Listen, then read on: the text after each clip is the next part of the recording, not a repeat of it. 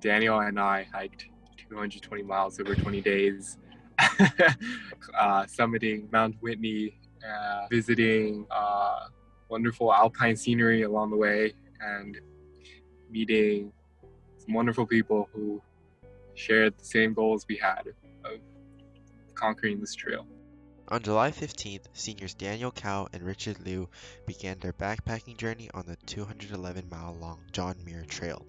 In their 20-day journey, they had to hike up and down multiple mountains and passes, and they had 3 resupply stations in which they had food ready for them to pick up. Here's how their journey went. So the John Muir Trail is, I'd say, the most famous backpacking trail on the west side of the United States. So like both of us had known about it for a long time, and we were both pretty into backpacking. I've been backpacking since I was like 6 or something. Yeah, so we had to mail out the food in advance because along those 20 days we had 2 resupply points where we mailed food there in advance so we could pick them up along the trail. And for that, we had to get together a few days before. I bought like a ton of food from Costco and stuff, and we just packed it into these 5-gallon containers and mailed them off. For me, the night before, I slept like 4 hours because I stayed up late packing and we had to wake up really early. So no nightmares really. It was just like conking out. And then we slept a bunch on the car. It was my main worry was just that over the course of the trek, we wouldn't be able to complete it. Because that was something that I really wanted to make happen. Just like hike the whole thing through to the end. We started a little later than we wanted to, but yeah, definitely felt good to be out in the backcountry after planning it for about 2 years. One thing that I personally did not expect was the large amount of, or numerous amount of mosquitoes on the first day, as well as most of the other days. They were pretty annoying, to say the least. I'd actually hiked that portion of the John Muir Trail before, just like the first 8 miles. So there weren't any real surprises. We did get some hail though on the first day, which was a little interesting. A bit of a precursor for what was to come. Yeah. Oh, yeah. I think the first major hurdle that we encountered, or at least I encountered, was getting blisters. And I think I got a blister on my right heel starting on the 2nd or 3rd day. I don't quite remember, but at our first resupply, which was I think the 4th day, we had to basically pop the blister. It turned out all right. It wasn't painful or anything at all, but that was I guess foot problems were in general very big issue along the trail, something that we were not really prepared for. Yeah, right after that, we hiked up this Bear Creek section, which was just quite difficult. And then it started hailing in the afternoon, like intense hail. I really thought that was probably one of the worst weathers, maybe second to worst weathers that we've encountered. And after the hail, it was just mosquitoes and stuff. That was really bad. It was real bad. I don't know what made them come out so much that day, but yeah, we were like debating just like eating our food inside our tents, which you're not supposed to do because it can attract animals and you don't want animals going to where you're sleeping. But yeah, it was pretty bad. But we had some funny business with our resupply because. So the way that resupplies work is that you give the person at the store or whatever a piece of paper to say, oh, this is me, and then they give you your package. But we had misplaced our papers, and as a result, we were almost unable to get our resupply. In the end, though, we managed to like confirm with like the email or whatever, and they gave it to us. And at the hot spring there, which really was just a pool of like muddy water that was really warm, we bathed. That was nice. It was good. Felt nice to get the dirt off. We hiked up a bit to get to these alpine lakes, which are like really high up. They're generally colder. We hit the first one. I forgot what the name was, and then there was still light out. Even though like clouds were forming, so we were like, let's try to go another It was 2 miles. Yeah, basically we found a lake. We were like, we want to go a little further, so we went to the next lake, which is 2 miles away, and on that way it just hailed so hard. They were about the size of like M&Ms, maybe oh, a you're little bigger talking than that. about that one. That's the Yeah, pinnacles, right? Yeah. yeah, that was Yeah, yeah. fun. I just like curled up in the tent and not wanting to do anything. Thankfully, though, the following morning was real sunny, so Yeah, everything dried. yep, Yeah, that was nice. yeah. Yeah, It was also fun seeing that we were like, by and large, the youngest people on the trek. yeah, Like, yeah. there was no one else that was like a minor out there. Yeah. And the resupply motel, it was really nice. So we got to this trailhead, and there was this truck which came by and picked us up, took us to the motel. It was a service we arranged beforehand. It was quite expensive, but definitely worth it.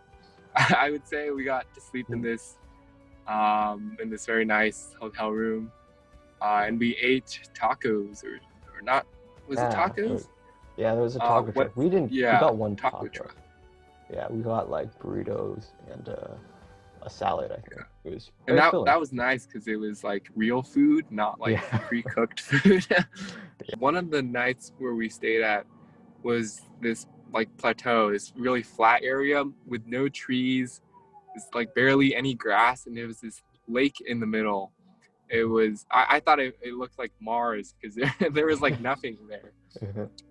It was really beautiful, and the weather wasn't too cold. It was really nice. Yeah. Yeah. Especially sunset was really beautiful because there was like Mhm. no clouds that night. So when you saw the sunset, it just it looked like a music video. It was pretty cool. That was also where we saw our first bit of Mount Whitney, which was Oh yeah. last. Yeah, so that was fun. I think like climbing Whitney, for me it Yeah. was really easy. I guess easier Yeah. than I expected. We Definitely. hiked up in like 3 or 4 hours, which is pretty fast. I think at that point we were really in shape from hiking for like Yeah. 18 days. We dropped all that So, extra weight. Yeah. yeah, yeah, we got Um, to the summit around like 9:40ish, I think, mhm. around 10. A lot of the less experienced people aren't familiar with leave no trace principles, Mhm. which like dictate that you shouldn't like leave food lying around and just try to minimize your impact on the environment. And as a result, there's a lot of marmots there. Marmots are, I would describe them as like large squirrels. And there was this one group who left some food in this tent, and a marmot had gone into the tent by biting the outside of the tent to make a hole. Yeah. And I heard this, and I tried. At first, I like closed the hole, but they just bit another one, which is yeah, which is not good. And then what I tried was I opened the tent and I tried to get the marmots out with a hiking pole. Yeah. It was very difficult, and at the end, when I thought I had gotten all the marmots out, I like lifted up the sleeping bag and there was another one still. Yeah. Yep. In the end, the tent smelled like marmot poop, and Yeah. we wrote a note saying like, "Hey, Yeah. don't leave your food in the tent because your tent got destroyed by marmots." Yeah. Yeah. Then after that, it was pretty much all downhill from there. A lot of downhill. It was pretty. We saw it was Yeah. like, we saw a lot of people going up, and we're like, man, good luck. It's like 3,000 feet Yeah. to get to the base of Mount Yeah. Whitney. And then we got to the bottom. Our parents were there. Yes. When I got to the parking lot, my dad asked me, "Oh, what's your like first words after the trail?" And I really didn't know what to say. And I was just like, "Oh, I want an ice cream." I was like really glad that we had done the whole trek. Like no big problems had happened that we like missed out on anything. And I was also pretty sad that we had to leave it behind. It was a really fun experience. I guess we kind of learned that, we had prepared a lot for this trip, but like a lot of weird things came up along the way, like washing dishes, chasing out marmots, and that kind of made it a lot more fun. Mhm. I guess the unexpectedness of it all. Ending felt like almost unreal. I was like, did I really just do this for 20 days? Yeah, and it beyond that, I guess it felt kind of normal also at the same time because it was just a regular day. I mean, like we were just hiking and Yeah. then finished hiking. Like in terms of like the 20 days that we did, that was just the 20th day in my mind at least.